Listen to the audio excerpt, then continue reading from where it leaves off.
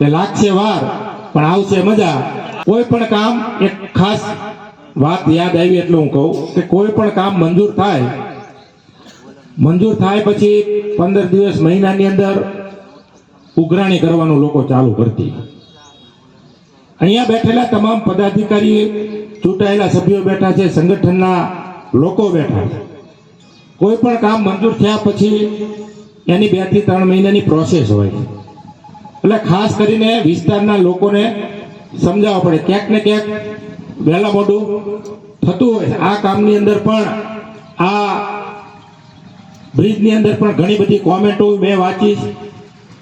ઘણા બધા કોમેન્ટોની મેં અંદર વાંચ્યું હોય. ધારાસભ્ય શ્રી વિશે હું લખ્યું હોય, લાઠી શહેર ભાજપ વિશે હું લખ્યું હોય, પણ અમે ક્યાંય કોમેન્ટોમાં પડતા નથી. વિકાસ કઈ રીતે લાઠી શહેરનો અને આ વિસ્તારનો થાય, અમે એ દિશામાં આગળ વધીએ છીએ.